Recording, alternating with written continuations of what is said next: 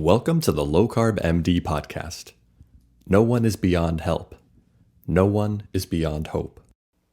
As we have always said, we are bringing you medical information and cutting-edge science, but none of this is medical advice. Please seek out input from your own doctor.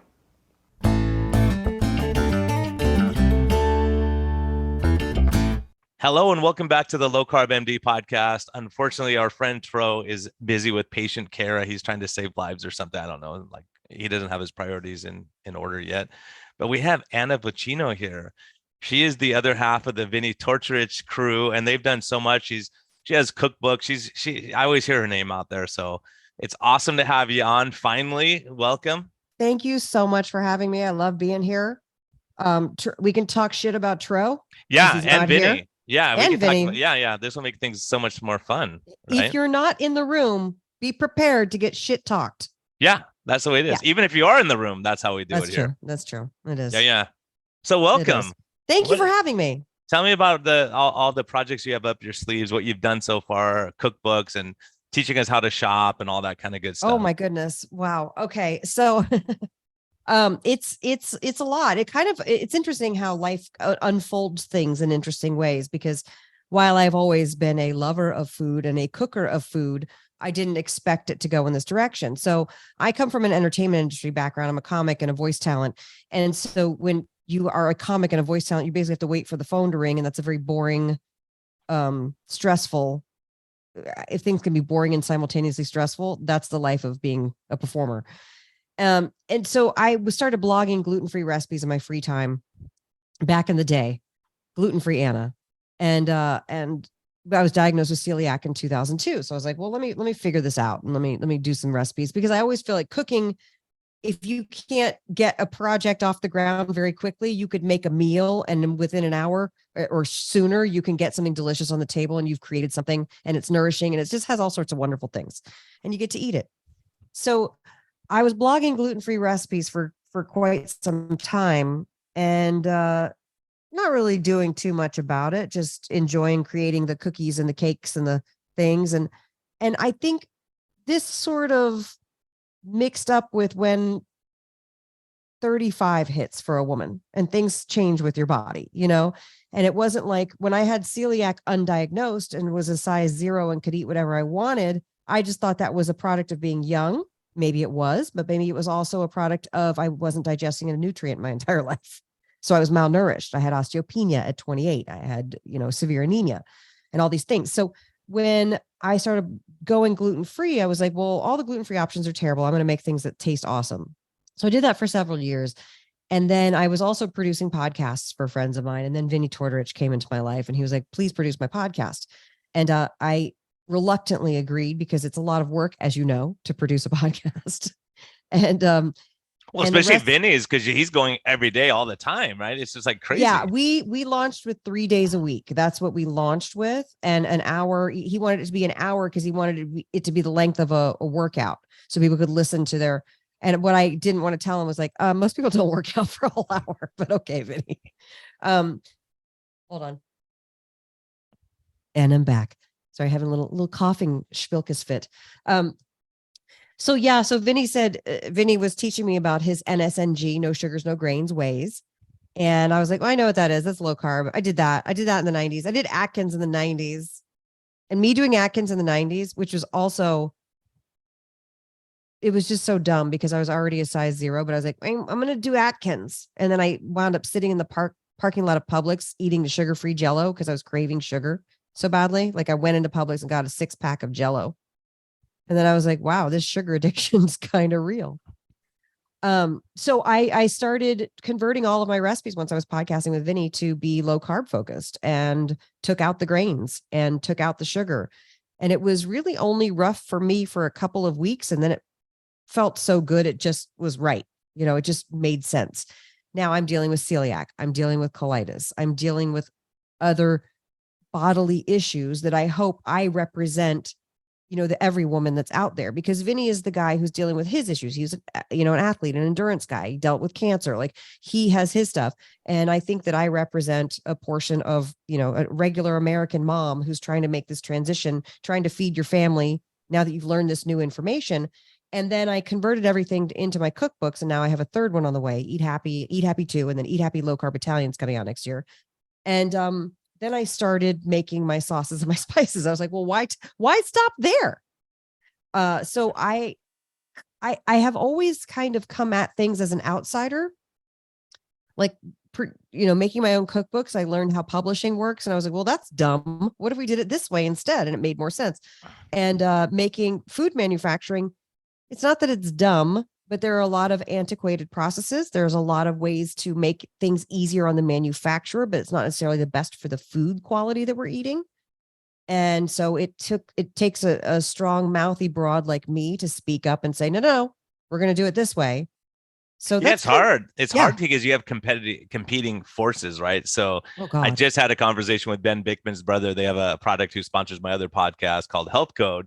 And he goes, Ben was killing me because I go, we could do it so much cheaper here. There's a cheaper filler. There's a cheaper ingredient. You could do it. And Ben's like, no, I'm not doing it. I'm not putting my name on unless you do it. And he's like, it's going to cost us 10 times more. And so they had these family debates, and the same things in manufacturing. They go, you look at the product list now on some of these medicines. I mean, on some of these medicines, food is medicine, but some of these foods, and you start looking and go, oh my gosh, why did they put this in? Like one of my patients was just eating, she had like some kind of a tuna, and she goes, guava, like like all these different sweeteners in it. She goes, guava to sweeten it. No, not guava. It's guar gum. No, it's the dang. Gosh dang, what's the one that tricks everyone? Guana, bat cactus poop. From the cactus. Oh, close. Agave. Agave, yeah, agave. Yeah. And so she goes, why did they put agave in tuna? Because their sugars went up. And she was like, I ate tuna. And then she realized, she went back and looked, and they put agave in the tuna. Why? She goes, why? Why do they even? I don't know. Maybe I have no idea why they did that. But it's just like beef jerky. You get beef jerky and it's beef and then sugar. And you go, wait, I thought beef jerky was healthy. So you have to figure out a way to do it where it's actually healthy, even though you think it sounds healthy. Like, and people are eating that all day, and their sugars are all over the place. Listen, let me preface this all by saying, I love innovation in the food space. I think it's super cool. I think there's a lot of people who are suffering out there who could really benefit from some new and cool products. Are we going to be able to make them shelf stable and also taste good and also healthy at the same time? I mean, that's the brass ring, right? If we can do that. Sometimes it doesn't work. Oftentimes it doesn't work. I call it keto explosion at the grocery store. There's just all this crap.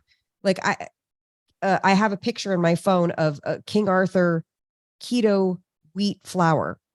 Now, all of those words, now King Arthur's the brand, and I like that brand. If you're going to use a grain, they make a nice grain. I'll be honest.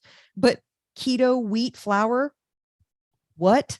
Like, that doesn't make sense. So if we're doing keto is inherently grain-free and gluten-free. So why are we doing, what are we doing? Like, it doesn't make sense. So people are going to buy that thinking, or they're using like canola oil, safflower. They're using these terrible oils that no one recommends, and they go, it's keto. No, it's not. That's the list of crap goes on, and it's cookies, it's crackers, it's flours, it's baking products, it's breads, it's everything that we want to substitute for our comfort foods. And frankly, the hardest part is getting off of being hooked to those comfort foods, to me, and from what I've witnessed with people. And so that's when you have to make some kind of tough decisions. So in my cookbooks, for example, I like to provide a wide variety of things, because when people first get started, they want to figure out, well, I'm going to go low carb, but I absolutely have to have a pizza. You're like, okay, we're going to figure out that low carb pizza crust for you. You can make it at home. Please do not buy a pre-made one, because they pack in the brown rice flour and the potato starch and all that stuff. So I'm like, here's your recipe. And then you'll find, after you've been doing low carb for a little while, you kind of stop making the pizza, or you make it as a treat. You know what I mean? And it's a natural part of the evolution. But then people who are so far down, they're basically keto carnivore. Maybe they just have their steak with a little bit of meat jewelry in the form of a couple pieces of broccoli or whatever. Then they get mad at, like, why is there a pizza recipe in your cookbook? And I'm like, settle down. People are at a really like wide range of places, and we have to be able to receive them, because I would rather see somebody overeat a low crust pizza and make it every night for 2 weeks to just get it under their belt than to have them be like, well, I can only eat steak and vegetables for the rest of my life. I'm going to quit. Because while we think that sounds delicious, other people do not. So yeah, exactly. And then you figure out different ways to get that nutritional value, right, that you enjoy. So that's the problem, is, and I see it on Twitter all the time. Someone will post, look what I'm having for lunch. And someone will go, oh my gosh, Are you eating on a paper plate? Oh, are you doing this? Oh, why is there too many vegetables? There's not enough vegetables. And you go, oh my gosh. Just say, hey, that looks good. Okay, cool. I have a recipe for a parsnip puree, and it's in the second cookbook, and it's very simple. I mean, anything puree is just basically like cooked, mashed, whatever it is, right? That's a puree. A pea puree. Mashed potatoes are a puree. Mashed cauliflower is a puree. So I have a parsnip puree. And the only reason that I wrote this recipe is because people complained about the cauliflower mash, not the taste of it when it's done, but while you cook it, it smells like farts, which it does because it's a cruciferous vegetable. And that's the odor it gives off. And so, okay, I don't like cauliflower. It smells when you cook it. Okay, well, here's a parsnip puree recipe. What? That has carbs.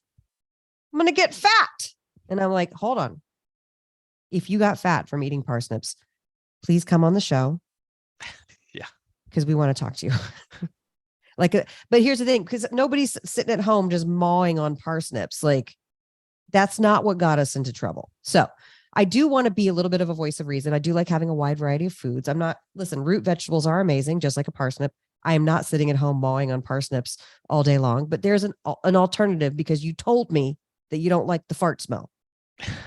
You know what I mean? So people do, they whatever's triggering them at the moment is going to happen, and that's okay. I get it. Yeah, and I'll tell you, and one of the things, and I can with 100% certainty tell you this, I watch continuous glucose monitors all the time, and I see people all the time. They go out somewhere and they go, oh, they have a cauliflower crust pizza at this pizza place, and they eat it, and their sugar goes to 300, 250, and they're like, what the heck? And they eat a regular pizza, doesn't go that high. So you start realizing how much of this is just, they go, oh, there's a lot of keto people out there. Let's offer something. So we drag those guys in our restaurant. Totally. And it's garbage. And so if you make it at home, and the other thing is when you make it home, you know what oil you're using. Right. You know, one of my good friends owns an Italian restaurant. I had dinner at their house, and I was like, man, this is good. I go, you know, he goes, well, it's because these are the real ingredients. And he goes, you can't afford to make this in the restaurant, right? No. You can't make all. So if you go and get a salad at a typical restaurant, it's all garbage. So you make it at home, your own salad dressing, you know what's in there. So people get tricked all the time. The more you eat out, the harder it is because they're going to put garbage stuff in there. The next thing that we're doing are 3 different dressings, and again, well, even with the sauces, because we first launched with my OG marinara, and this is a recipe I've been making for 30 years. And so I had a guy call me and he said, I've lost 80 pounds cooking out of your books. And I've heard you say you want to do your sauce. Let's do it. He's a food manufacturer who wants to be part of the change. You know, he's like, I want to make stuff with less sugar in it. Let's do it. And thank God for him, because it wouldn't have gotten off the ground, because I wouldn't have known where to get started. But the thing is that I had to sell myself on it, because I was like, doesn't everybody just make their sauce? Like, it's so easy. Just make your sauce. And by the way, my business partners hate it when I say that, but I'm like, you can get my sauce recipe out of my book. It's on my website. Like, I don't hide anything. It's all there. You can make it. But then I realized, no, most people do want convenience. And that's why I like food innovation, because we do need convenience in our lives. Not everybody's going to prioritize being in the kitchen all the time. So let's make it easier on people. And especially if you're making it, if I buy yours that's already made, I don't have to go cut the onions and grill everything and do everything. And it's one then you got leftovers. You're like, it's actually turns out to be cheaper just to buy it sometimes. By the way, where do I buy it? Oh, at eathappykitchen.com. And all right, at retailers, we're in 20 states now. We're in retailers in 20 states. And that's increasing every day. So we now have a food broker who is a sales broker who's out doing the Lord's work, getting this sauce on shelves. And then we launched the spices. But I want to say this too, when you were talking about the bastardized cauliflower crust, I mean, it might have maybe like a little bit of cauliflower in it, but do you think that a restaurant or a food manufacturer is going to go through the patience of creating a crust and then have it fall apart on them like it does when you make it at home? No, they're going to make sure that shit is bound up. So they're going to use grains, fillers, tapioca starch, potato starch, sticky stuff to get that stuff to stick, to make sure that you don't complain about your pizza crust and go, it fell apart. Yeah, it's the same thing. I was like, oh, here's a low carb keto pizza crust. And they're like, do you know how long this takes us to make fresh? Forget it. We'll lose money. We can't do it. No, you can't. It's hard to do. If you do it at home and you're making 1 pizza or 2 pizzas, it's a lot easier. And but if you're trying to make 120 like, pizzas, forget it, right? Yeah. So, and also too, another thing is, and I'm not a huge fan of looking at carbs or net carbs on a nutritional panel of a product. However, if you do look at I think it was Blaze Pizza, calling them out, I looked at because I was like, oh, they have a cauliflower crust, but then they also have a gluten-free crust, but then they also had like a keto crust. And I didn't understand the difference. So I looked at the carb count for all of them, and the cauliflower crust was higher than their regular pizza. So like you said, no wonder someone's CGM went up. And I thought that was interesting just to note. People think that they're getting lower carbs because it's cauliflower crust. And it's actually, they say it right there on the label. This has more carbs. I'm more concerned about what ingredients are, like read the ingredients. One thing I've learned, and this is not every manufacturer, and every manufacturer is very different. Everybody, just like we are humans and we have our own value system and morals and a moral compass, manufacturers are also run by humans who have value systems and moral compasses. So sometimes they will just run the recipe, which is converted from, tablespoons, teaspoons, cups, blah, blah, blah, into percentages, right? Because you got to scale it up. So it has to be in percentages. They will just run that through the USDA thing. And then it spits out what the nutritional panel is according to whatever serving size you pick at home, half a cup, whatever. So is it fully accurate? Have they sat in a lab and tested the each individual component and measured the carb gram counts and the macros and the calorie? No, they have not. So that's why I say it's almost like if you know it's made of real food and you know the ingredients and you know what you're doing with your diet and you're deliberate about stuff, that's the important thing. But when you're like, oh, it only has 7 grams of net carbs, so I could eat half this package of keto crackers and not shit my pants till Tuesday. Like, no, it's not, you're not going to get away with it. Your body will rebel on you. Yeah, and there's so many. What tricks have you learned, like that you see that manufacturers are using to that's kind of market? That's one. I learned early on. I saw this jar of short rib starter sauce, and it's I was mostly looking for pricing because we're in the premium category. We have to be in the premium category because we're a premium product, because you cannot make a high quality tomato sauce for cheap. You just can't. And we're using organic Italian tomatoes. We're using real extra virgin olive oil. I know the guy who makes it. And, it's really important to use these high quality ingredients, but it can't be done inexpensively until we're able to scale much larger. Now we have 2 manufacturers and we're getting another one on the East Coast. So perhaps we'll be able to scale and lower our prices, which I'm very much looking forward to, or we may not because everything's going up. But so what I've learned when I was looking at this short rib starter sauce, which is the idea being you throw your short ribs in the slow cooker and you throw the sauce on it and you start the slow cooker and then you're done.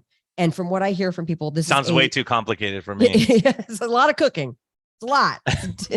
But you go to work and let it cook all day. It's really stressful. I can't be bothered. Yeah. Apparently it's delicious. But this, I was reading the label and it said 1 gram of added sugar. But then I read the ingredients and it had 5 different kinds of sugar listed. Well, how can that be, Anna? And that is because there is a plus or minus allowance error, margin for error. And so there could be 2.5 to 5 grams of sugar in there, but they only have to list 1 because they're like, well, it's probably not, it's scant. It's not statistically significant. Yeah, and we have a lie detector test called continuous glucose monitors, and you look and you go, oh, look, your sugar went to 300 when you had that. Do you think it's 1 gram of carbs? I don't think so. You don't want that short rib starter sauce because it has, I'm not kidding, 5 different kinds. It was like molasses, honey, lemon juice concentrate. Yeah, and they use different. I was like, it's incredible. I've talked to manufacturers. I'm shocked by what people get away with. It's amazing. What they, basically things that when you eat it, it's not that, but once you eat it digests and it turns into the starch, right? And so they use all these different tricks and using a ton of different types of sugar, and they're saying, well, that's not really sugar, technically it's molasses, and they get away with it. Well, at one point, I'm craving Italian now that I'm hearing about your sauce, so I have to go get some. I'm gonna order some here. But if you do, and the other thing is, why don't I just send you some? All right, that's even better. I'll take it. Yeah. Don't tell Vinny. He gets enough. I'm fine. Sure he's like terrible, right? He gets everything. He's fine. He gets enough free shit.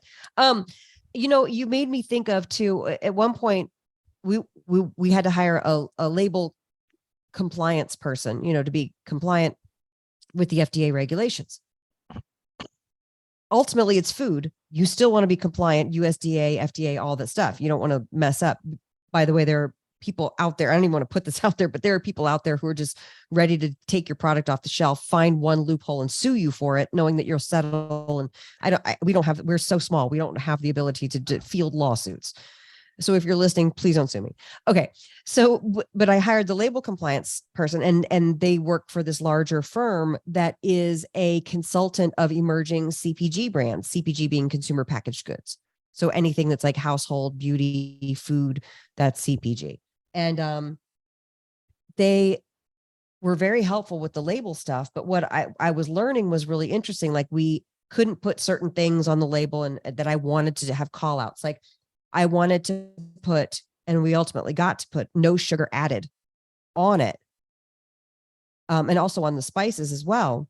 And we were going back and forth with and you can imagine a label compliance person is probably, it's like Janice from accounting. Like, she was so humorless. She was like, no, you can't do it.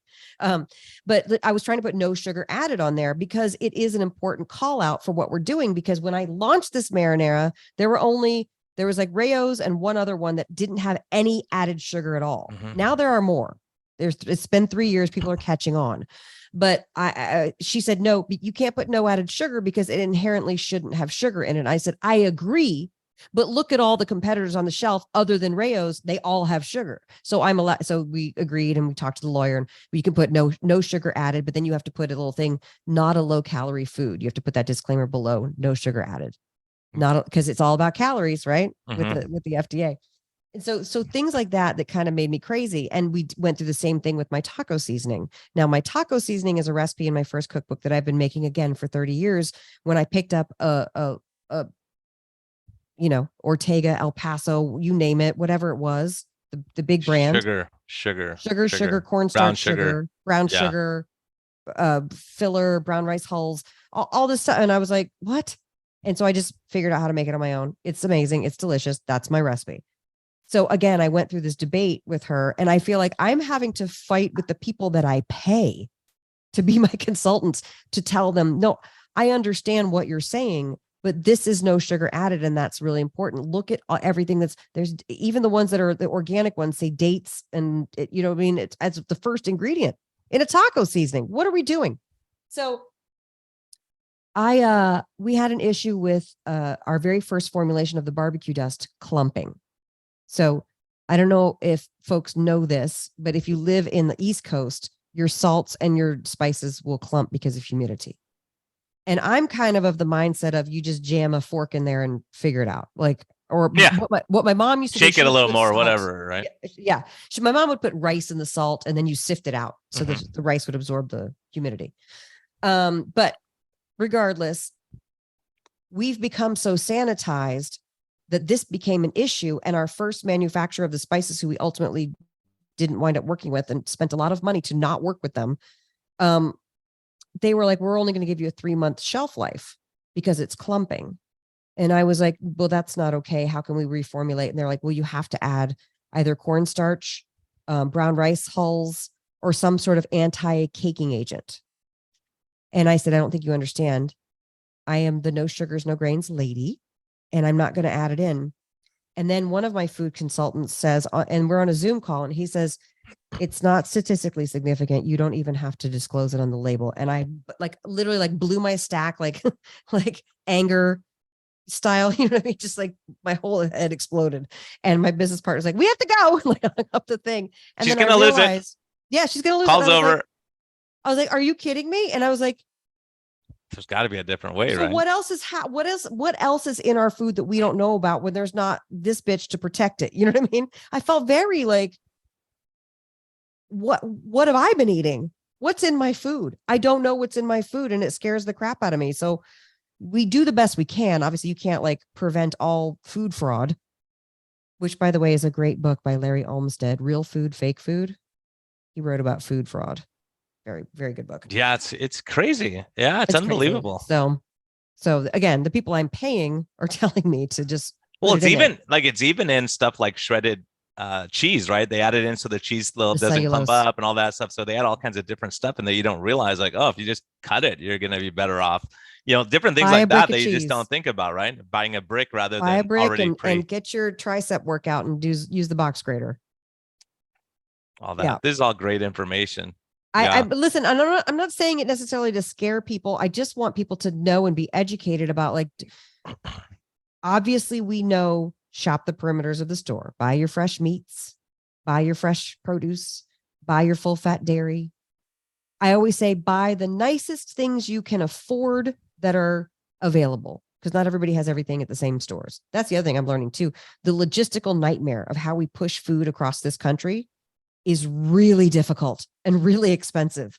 And so the fact that we're able to ship direct to consumer is a huge boon, you know? And But plus you're cutting out the middle person who's grafting a little yes, bit here and there, and like everyone's making their cut, and that if it's a we tough didn't, market. yeah, if we didn't have our direct to consumer sales, we would never be able to move into retail, because it's the direct to consumer margins. I'm at the point where I mean, it's been 3 years. I haven't taken a penny out of the company. It all goes right back in because we're trying to grow it. I want this food to be available nationwide, but learning about supply chain, logistics, shipping, you know what I mean? Storage, things like that. It is a very interesting thing. Now, I did the fancy food show in New York last year, and I met this, which is an awesome food show, by the way. There's so much cool stuff happening with food. Plus, all the Italians had a whole floor, and they brought over all the salamis and the charcuteries and the cheeses. And I just sat there, and olives and and olive oil. And it was so awesome. So, but I met this lovely woman from Croatia who's bringing over these beautiful truffle products, truffle powders and salts and oils. And I'm always gravitating to the very few low carb booths that exist, the low carb products that exist at these shows. Not the, there was a false tuna one. It was like false tuna. That's all I'll say.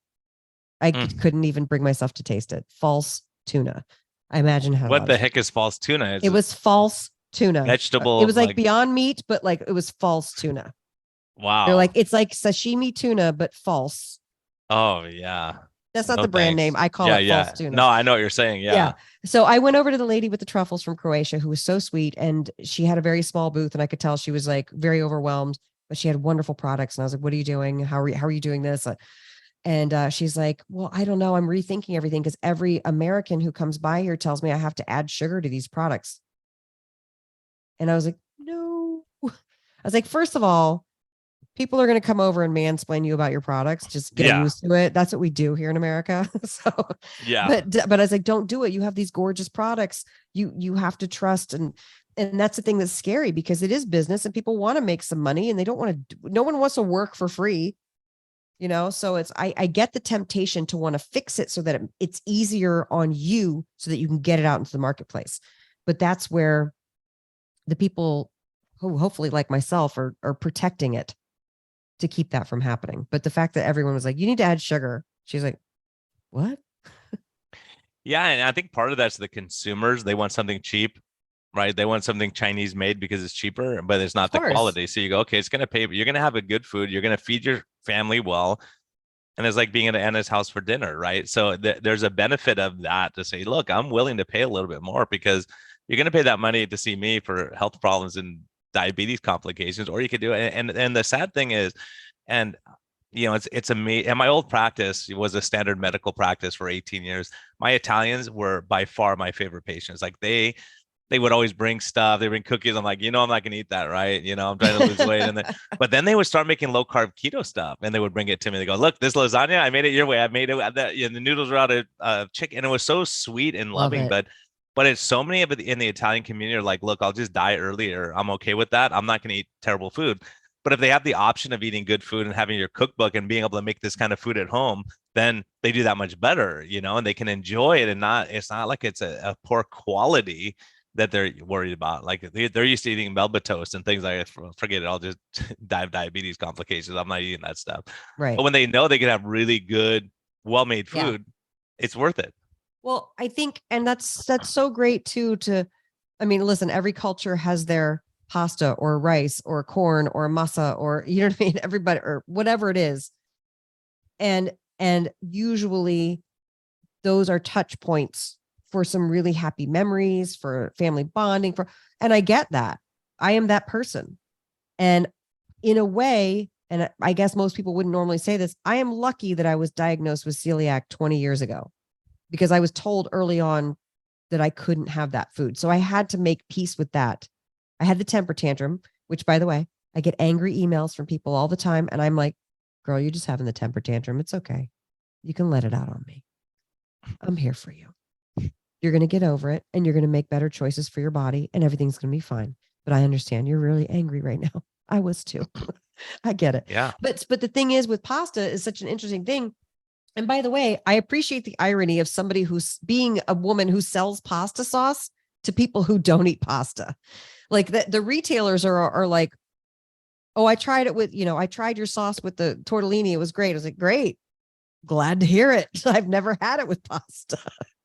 Yeah. So, Well, what do we do with the pasta part of it? I mean, do you use miracle noodles? What kind of stuff do we do? So what I was going to say was there's a number of options that you can do. And I think that folks will be surprised. Again, once you kind of get past the initial, I'm getting used to this, and then you go back, because by the way, 100% of people who go low carb eat a carb again. I'm not saying that like you're never going to try it ever again. I'm a realist. Okay. And so you'll go back and you'll have your favorite pasta and it won't taste the same. And I'm sorry to say that. And you know what? You'll be like, okay, so here's what I like to do. And I feel like the best entry level, besides the pizza, it's great pizza sauce. Besides the pizza is on my site is a chicken parm recipe.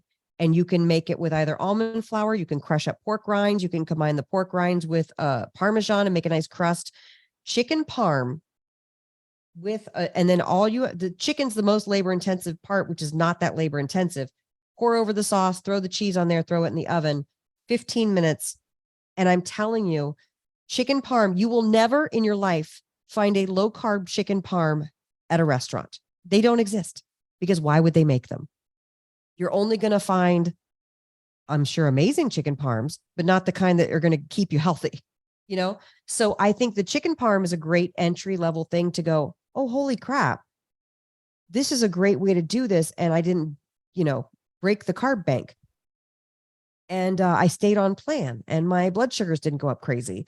And so as far as noodle substitutes, I like the zoodles. I like spaghetti squash. Now my new cookbook coming out is going to obviously have a whole bunch of subs because it's all Italian food focused. But I will just make ground beef. I'll make a bolognese and just eat that like a stew and not put anything in it. You know what I mean? And so you kind of realize the sauce is the star of the show. Yeah. I have a guy who lost like 180 pounds. And what does he do? He makes he's a bachelor. So he just made a big thing of hamburger meat. On Monday, he has it with Italian sauce. And the Tuesday, he has it with a Chinese sauce. Perfect. And all he does is change it with a low carb sauce. And he goes, oh my gosh, like I'm having new stuff all the time. So you don't have to spend a ton of money and you don't have to like be in the kitchen all day. But I think it's just being able to. Yeah. And I have a question for you, because I know you and Vinny get around a bit. I'm saying that in a nice way. Hey, we do. We're very slutty. In a way of like when my patients go to Italy, a lot of times I'm looking at their CGMs and they're eating pasta and bread and rice and not rice, pasta and bread, and their sugars are looking great. I don't know. I didn't wear a CGM when I was in Italy a month and a half ago. My daughter was living there for the year. And, but here's the thing, culturally, as Americans, I don't harp on the gluten-free thing when I'm in a restaurant. I know my way around a menu and know how to navigate it. Just get the steak, get a vegetable. Hey, if it comes to the salad, can you make sure there's no croutons on it? That kind of a thing. I know the things to say. If you say that in Italy, they will say, are you gluten-free?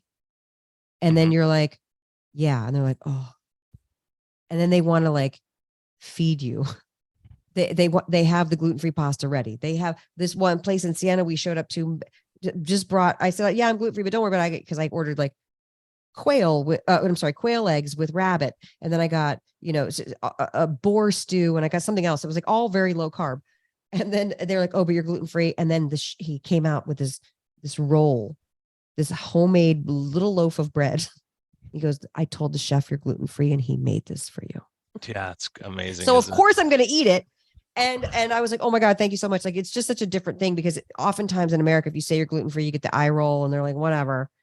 And I'm like, I don't mean to make anybody roll their eyes. I'm not trying to be difficult. Trust me. I have utmost respect for restaurant workers.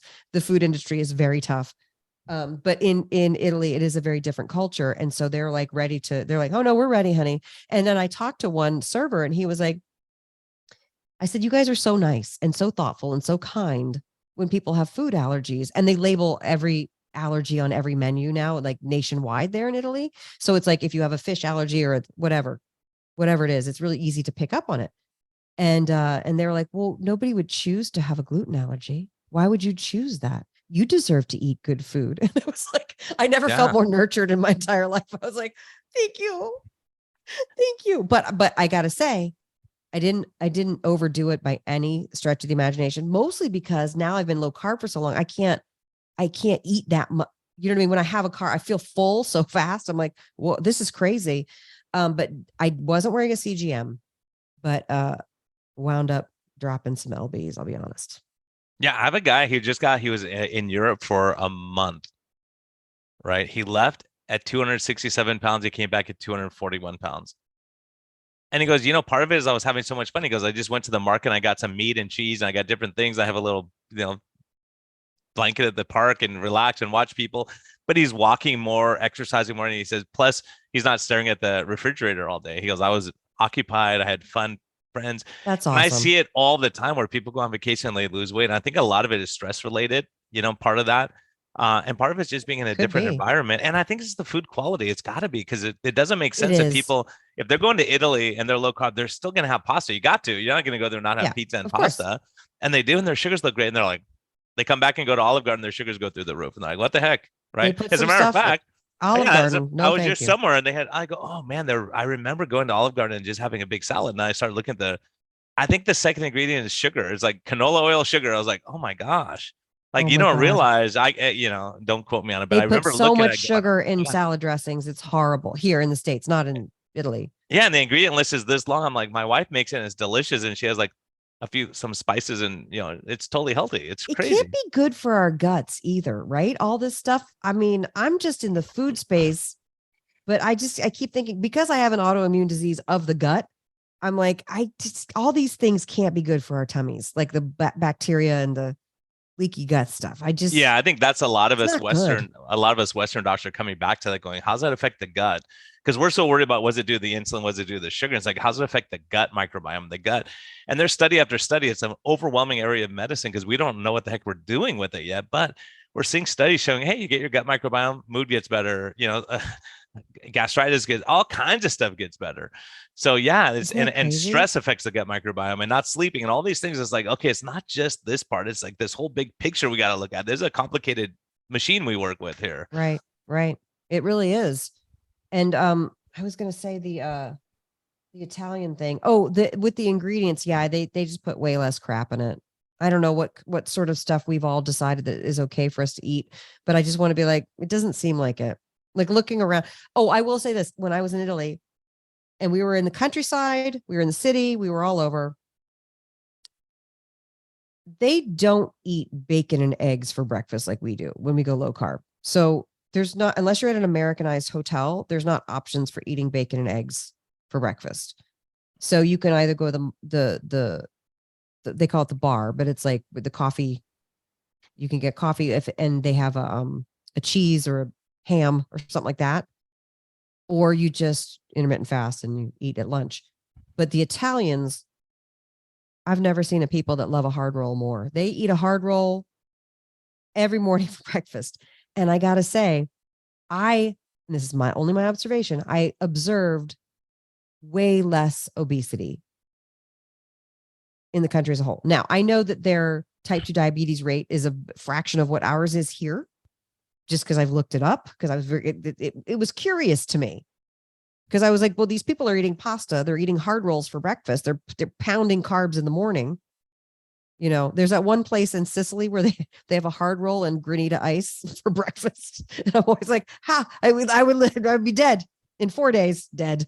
Like, yeah, but it's interesting. In France, the same thing. They eat croissant with a bunch of cheese and butter and everything on it. And these guys are looking like, how can you be like skinny? And it turns out they're not hungry all day and they don't eat till dinner time. And they have this rich butter sauce that they're putting on everything. And so really their carb intake is way lower. Plus they're not eating processed stuff all day and they're not snacking all day. And they're out walking and they're not, a lot of places like, I didn't even know one of my patients just got back from Venice. And he said, you don't see cars in Venice. Everyone walks everywhere. It goes on boats and they ship things back and forth and people are moving. And they go, well, There no, are what? no cars. You cannot have a car in Venice. You Yeah, have I to didn't know walk. that. I was like, wow, okay. Yeah, no, Venice is all, it shouldn't exist. And it's the most beautiful place and a logistical nightmare. I saw when we were coming in on the water taxi, they had a big boat pull up to one of the hotels and they were basically like unloading their Costco haul. They had like bottles of water and all this stuff. And I was like, oh, what a pain in the ass. You have to go to Costco by boat. All right. Yeah, I know. It's like, it's crazy, right? But that's how they live. And you obviously are going to move more. If you don't have a car and you go, oh, I'm going to go to the store. And I think a lot of the other thing that surprised me when I was in Ireland and Germany is the people we stayed with, they would like walk to the store every day. They go up and get fresh stuff every day. They didn't go like, oh, we go once a month and whatever, like we do. We go to Costco and load up and we'll go back in a month or two. They go, look, we're going to get fresh stuff that's just made and they eat it that night. I like that because for me, personality wise, it fits my personality because I can be a bit capricious in what I want to make to eat. I prefer to go to the store every day. I finally came up with some meal plans and downloadables and stuff like that for my audience because I understand a lot of people need to plan their meals and they have larger families and they need to dial it in. So, but I always have kind of like that European mentality of like, let's walk in and see what the butcher has today, what the, are the fava beans in season? Are we, what's going on? So, and I now live in the country and we have a ton of farm stands. And so I like that aspect of being able to do that. Out here, it's a very European thing that we're doing, but yeah, it's plan your meals. If you feel like you're going to be, go dipping into temptation mode, or if you're tired and you're going to be tempted to call takeout, definitely plan your meals 1,000%. And if you don't, try to at least buy, I don't know, ground beef, chicken thighs, some vegetables, like try to have some stuff on hand that you can throw into a pan and get your food on the table in 15 minutes. You'll feel so much better than calling takeout. I promise. And don't sue me, takeout companies. Yeah, that's a huge piece of advice. Or even if hey, Sunday is our family day, we'll all cook some stuff for that. We do it all the time. We barbecue on Sundays and we have stuff for the week. And then we get, you cut it up, you can cut your chicken up and put on a big salad one day. You can make Parmesan one day, whatever, Yep. So I think it's really just planning ahead and thinking. And the people who struggle the most are the overwhelmed, like mom, she's a real estate agent. She has like 3 kids and she's running around like crazy, worried about everything, doesn't have time. You got meetings, you're running late for everything. And like, you got T-ball practice and all.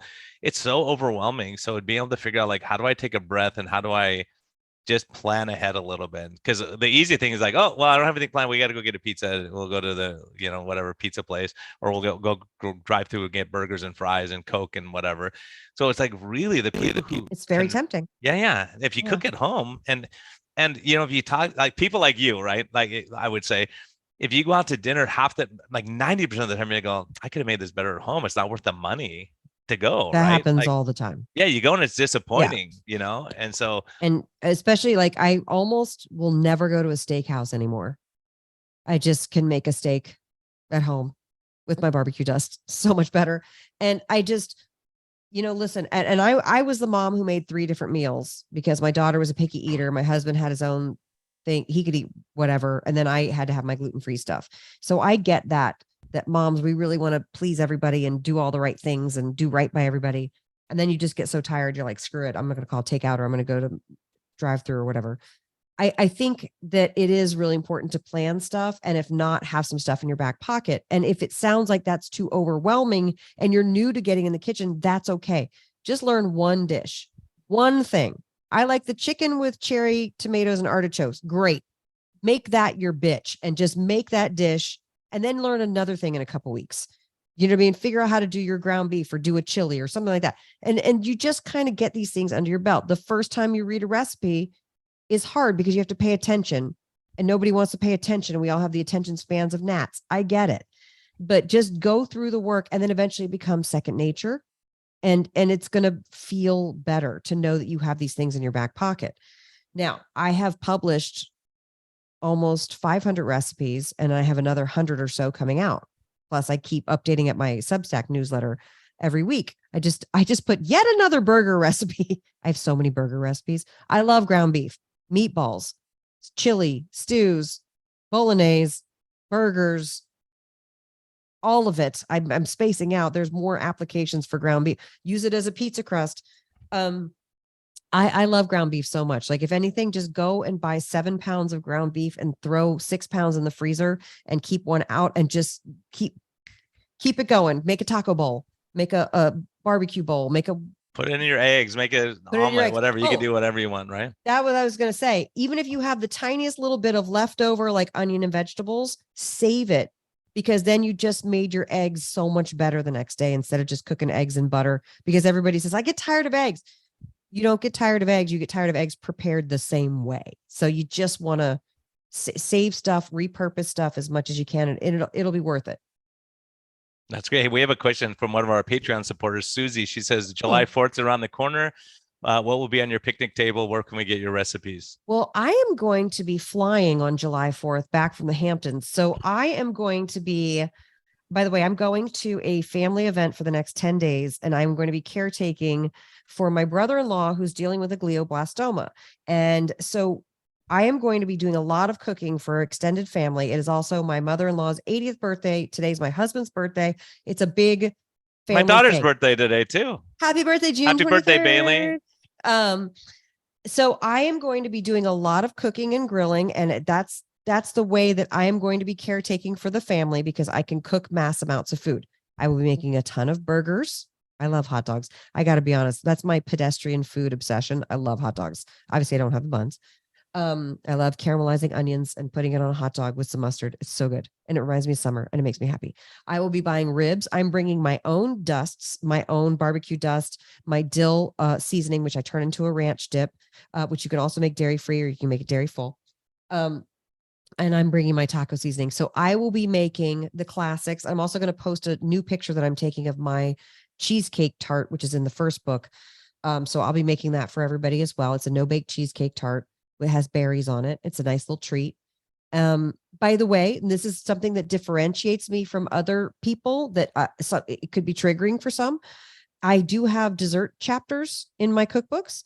And my philosophy is to use the least amount of sugar possible to make it work. So if it works without any sugar, it won't have any in there. If it has a little bit of sugar, it has sugar in it. You are welcome to use whatever you want to do, or just to, like they did at the beginning of Dead Poet Society, rip that chapter out and burn it if it's triggering for you.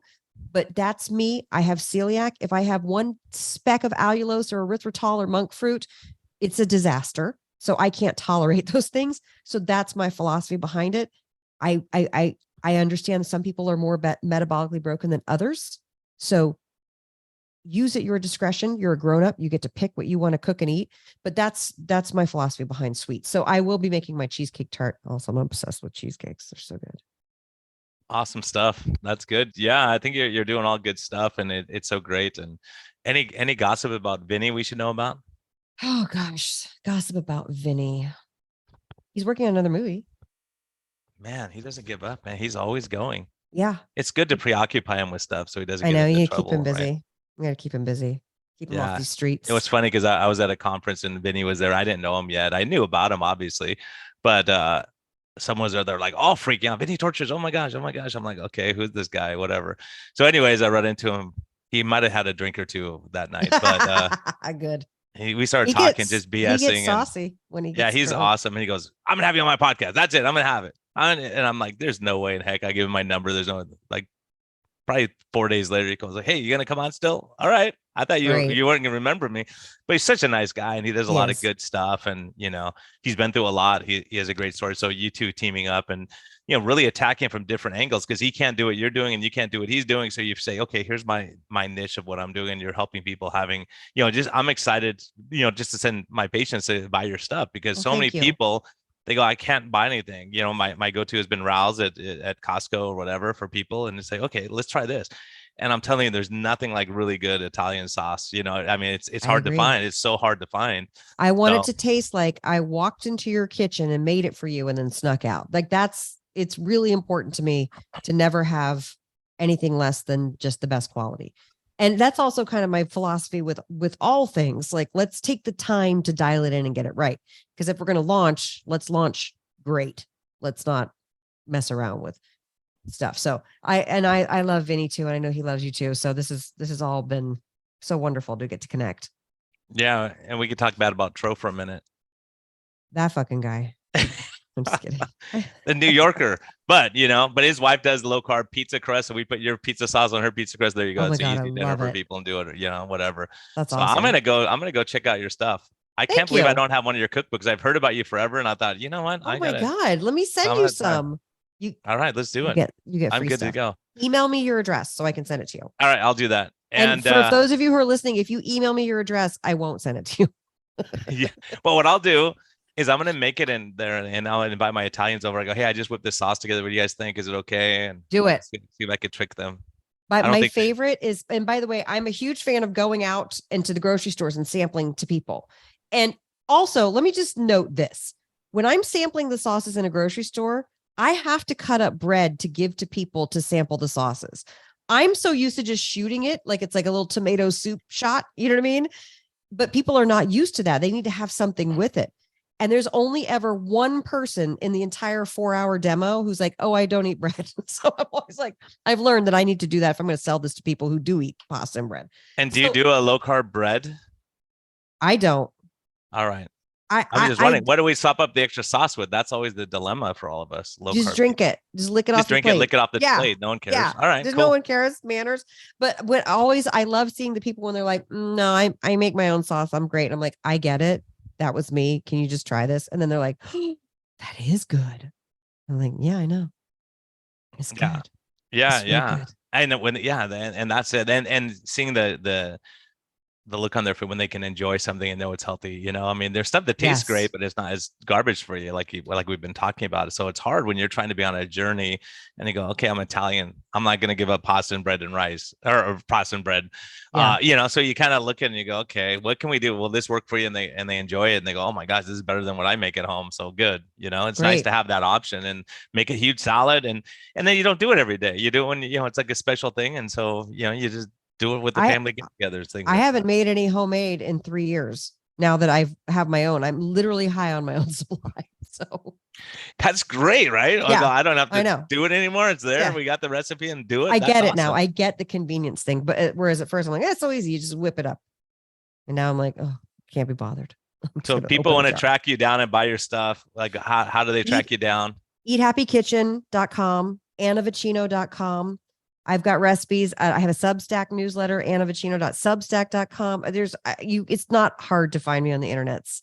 I do recipe development and try to post as many stories at Instagram, kind of show what I'm making at home for dinner, things like that. I want to show, when I'm recipe writing for a book, it's going to be more labor intensive. Plus we have to take the pictures and it's the whole thing. When I'm cooking at home, it's very much like, okay, what protein do we have and what veg do we have? Done. So I want people to not feel intimidated by that. And you know what? I'm glad it's a book. I've had other people do like ebooks and stuff. It's like, how you cook with that? You're gonna it's so like when you have the actual book and you go, put a little sticker on that. This is great. I want to make this recipe again. You can flip right to it. I like that feeling. The tactile. Yeah. There's something to it may be cheaper another way, but having the actual cookbook where you can flip it out and go, okay, I want this one. Well, what people are doing? They do buy the PDFs and they put them on the iPad or they put them on the Kindle app. And I appreciate that only because sometimes you were like, oh, I want to make that recipe and I forgot what's in it. And you're at the grocery store, you can find it because it has a good search function. Oh yeah, it's easy to find. But, that's true too. But I'm with you. I love a hardcover cookbook.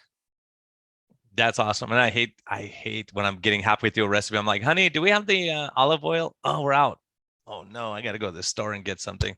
I hope you never may my wish for you. May you never run out of olive oil. Yeah, that's a huge one, right? I've got some good stuff some people have given me. It's pretty nice. So I know you guys have the source also. So that's good. We use Villa Capelli, but Villa Capelli, yeah. Good olive oil is the best. The best. Awesome. Any other messages for everyone listening? I love each and every one of you, and I hope that you love yourselves enough to also change your diet. And if you have a temper tantrum, I still love you anyway. I understand, and we're all going to get through this together. Yeah, once you even out those stress hormones and the sugar levels, you'll be better. It's like exactly. That's why I tell people, like, don't get worked up by people. You might as well eat a cookie if you're going to do that. If you're upset all day and angry and agitated. That's why I named the book Eat Happy. I mean, just to kind of end it on maybe a serious note. My mom was a sugar addict. She went in for a routine heart valve replacement, which is it's a serious surgery, but it should have been fine. And she did not wake up and got a sepsis infection and was not strong enough to fight it. And that was it. And I actually ordered an autopsy on her, and to see the systemic breakdown of her organs due to this sugar addiction, she also had celiac, so we had that in common, was extremely sobering. Now, she suffered from bipolar depression, among many other diagnoses over the years. And I just can't help but wonder how her mindset would have changed if she had tried low carb. Now, it wasn't in the books. It's okay. I'm okay. Everybody's good. She thought it was crazy that I was doing it because she passed in 2014, which is after I'd already started this process with Vinnie, but before my first book had come out. I noticed my brain chemistry changed. So I named the books Eat Happy. My company's Eat Happy Kitchen. And it's not a happy clappy, rainbows and unicorns title. It's literally because I changed my brain chemistry to feel more solid, more secure, more balanced. And I think that from what I hear from the people out there, I'm no scientist, it's working for them too in the brain chemistry department. So there's a little background for you. Well, and that's a huge deal. And people wonder why Tro and I get so impassioned by stuff. And, we've suffered from obesity. We suffer from, diabetes, watched people die. We've seen amputation. We've seen it all as doctors. And you say, this is what's coming. Like people like your mom, you go, gosh, darn it. If we could have intervened 10 years ago or 6 years ago, could we have done something better? And one of the biggest hurdles for us is not having good products for people to live by. Like that's why we get excited about you, because it's the practical part. We could sit here and talk science all day long, but if you go, okay, I don't know what to do when I get home, I don't know how to cook, I don't know how to do stuff.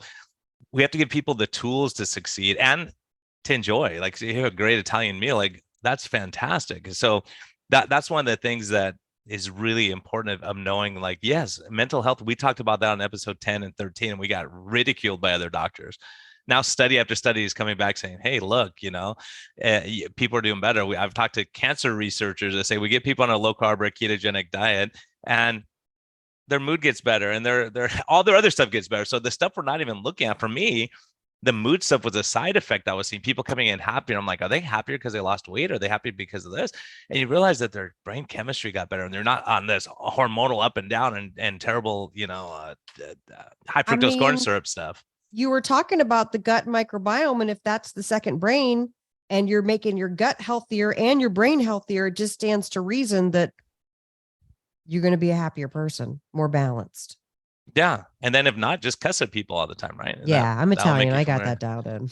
Yeah. So awesome. Thank you so much for joining me. I'm excited to share this little tiny bit with our listeners. I know most of our listeners probably listen to Vinnie too and hear you over there all the time and follow you already, but hopefully we can just plug some more people into, here's an option. Thank everyone. you. Yeah.